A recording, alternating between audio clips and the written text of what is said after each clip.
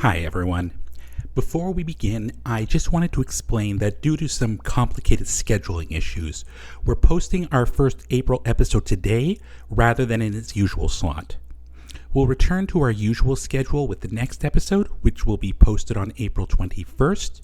We apologize for any confusion that might ensue. It's just one of those things.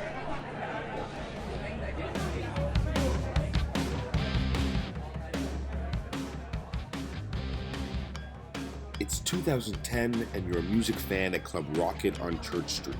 Described as cramped, ugly, and terrible. The event is round one of the Toronto International Battle of the Bands. You would have liked to have gotten tickets for one of the later rounds, but they're expensive and hard to find, unless you know someone in the music industry. As the first band introduced itself, the lead singer gets into an argument with a heckler in the balcony who looks like Roman Roy from Succession. The lead singer glowers on stage. Dude, if you want to play live music, you're gonna have to learn how to deal with hecklers. After the first band finishes its set, their opponents take the stage and begin playing. However, after less than 30 seconds, a man comes crashing through a wall and declares that he is there to fight the bass player to death. This was obviously a surprise, but on the plus side, it dramatically raises the energy level for this event, which, let's face it, has kind of been lacking up to that point. The Toronto International Battle of the Band, I'm calling it TIBB, or TIBB, is a local institution. Any number of local bands have used it to get their foot in the door of the music industry. That is undoubtedly what Sex Bob-Omb had in mind when they entered the 2010 event. However, that's not how things turned out. Instead, they would be at the center of a series of bizarre events that took place over the next 10 days and would lead to the cancellation of the competition before it had even finished. On this episode, we will be telling the story of the 2010 TIBB and the mysterious band that seemed to come out of nowhere to dominate all the news surrounding it. I'm Adam Weiser. And I'm Grayson Miller. And this is Muddy York.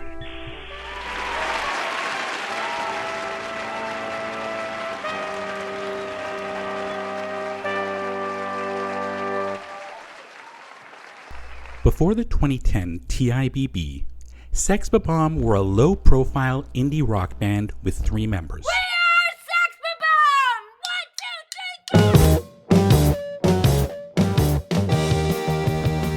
Stephen Stills was the guitarist and lead singer, described by bandmates as the talent. Kim Pine was the drummer and would usually begin each set by shouting, "We are Sex Bob-Omb." Finally, Scott Pilgrim was the bass player. If his life had a face, you would punch it. They were described as an average band, there to make you think about death and get sad and stuff. It's not entirely clear how Sex Bob-Omb made it into the competition because the TIBB has a formal selection process. However, it's not unusual for bands to drop out, and Stills seems to have personal connections to grab one of the vacant slots. As we mentioned in the intro, their first round of competition took place at Club Rocket against another trio called Crash and the Boys. I should note that the name was somewhat misleading because their drummer was actually a girl. Sex Bob-Omb began playing their song Garbage Truck. However, they'd be interrupted when a man, later identified as Matthew Patel, smashed through a wall and challenged Scott Pilgrim to a duel. Pilgrim doesn't seem to have expected the challenge, even though it's been established that Patel had sent him an email warning him about the impending fight. After an initial combat sequence had demonstrated Pilgrim's fighting ability, Patel resorted to using his mystical powers to summon demon hipster chicks with whom he engaged in a Bollywood-esque musical number.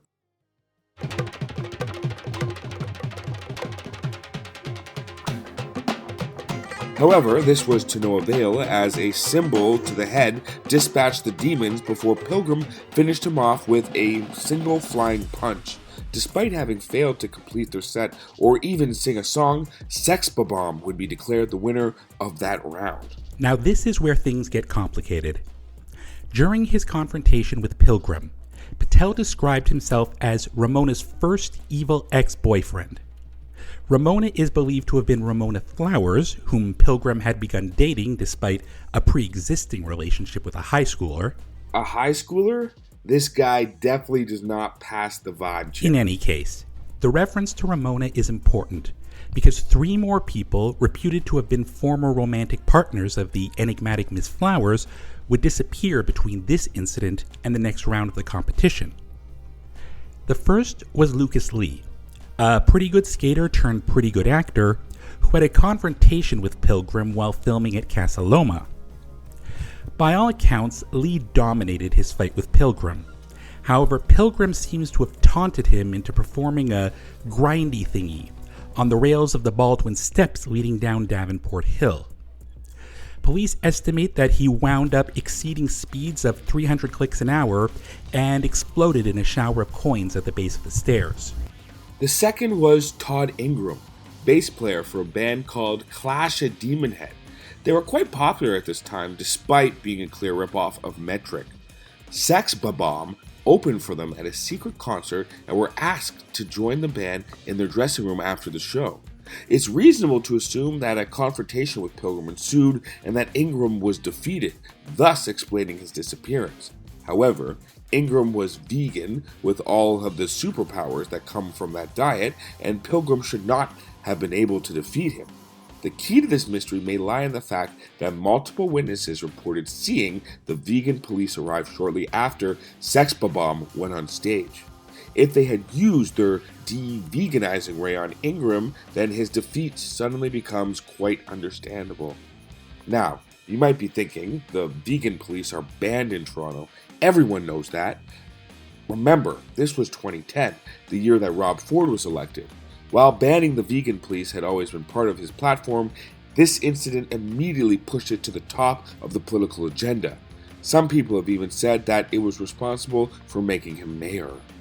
The third person to disappear was a woman named Roxy Richter, who confronted Pilgrim at a club later that night.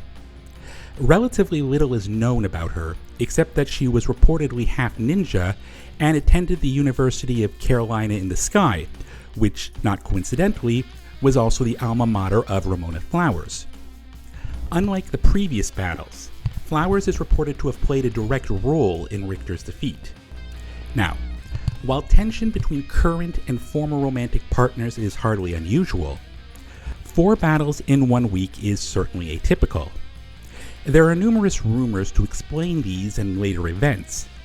The most popular claims that they were all members of a League of Evil Exes. However, I have some problems with this theory because A, tracking down that many exes would take at least 2 hours, and B, if someone has 7 evil exes, I feel like that says at least as much about them as it does about their exes. In any case, we can now return to round 2 of TIBB. Sex Bob-Omb were competing against a pair of keyboard players named Kyle and Ken Katiangi, and both groups were performing at the same time, amp versus amp. In case you didn't guess, the Katiangi twins were also exes of the intimidable Miss Flowers. Like all of her other exes, the Katiangi twins were determined to force a confrontation with Pilgrim, in this case by using their speakers to summon a pair of snow dragons. While using your equipment to summon mystical creatures is not against TIBB rules, it has traditionally been seen, honestly, as bad form. Sex Bob-Omb countered with a Yeti who would defeat the dragons by smashing their heads together and dropping them on the twins. People who were there claimed it was the best musically powered mystical combat scene in Toronto since Bruce Springsteen summoned a centaur to defeat a fire-breathing Hydra back in the 80s. One of the people present at this event was Gideon G-Man Graves, music mogul and sponsor of that year's TIBB. He had promised a contract to the winning band, but chose to sign Sex Bob-Omb to a 3-record deal right there and then. Stills and Pine would sign the contract, but Pilgrim refused. Officially, he said no because he didn't want to sell out.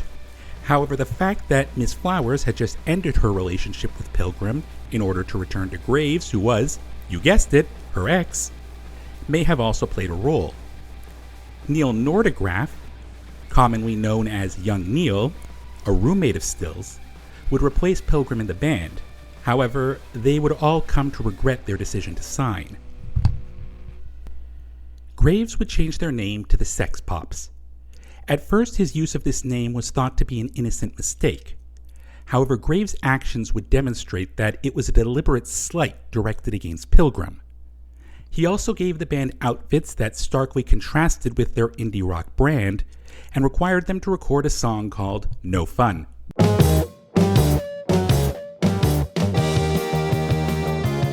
Graves was opening a new Chaos Theatre in Toronto and wanted the band to play there. He also invited Pilgrim to the event. Again, this was almost certainly a deliberate slight. Upon arrival, Pilgrim briefly conversed with his old bandmates before confronting Graves. Pilgrim utilized a sword known as the Power of Self-Respect to defeat a number of security guards who attempted to apprehend him.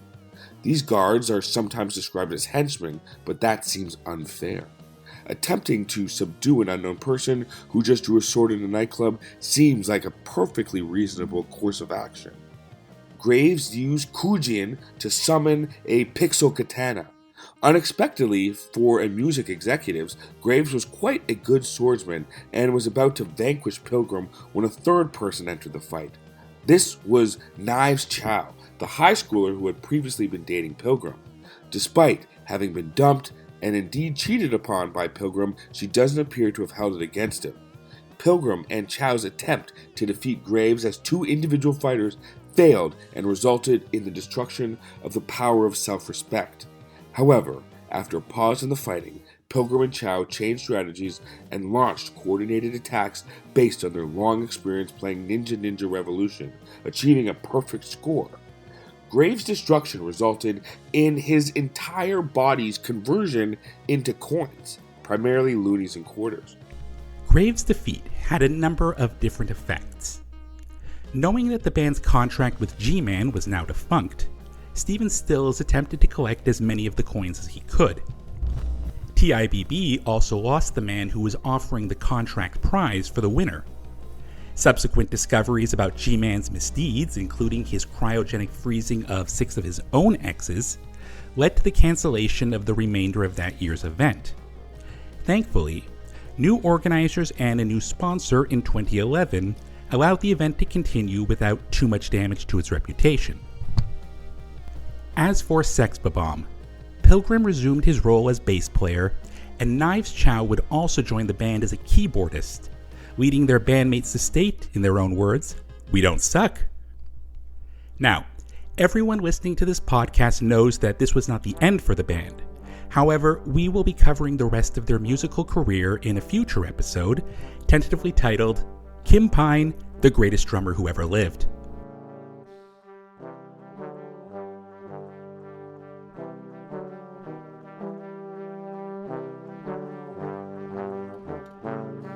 Before we go, we would like to give a shout out to Jay Frost, who wrote, "As a Torontonian in her 20s, I'm so grateful for this podcast. You guys help fill the gaps of my historical understanding of this place in such an easy and digestible way.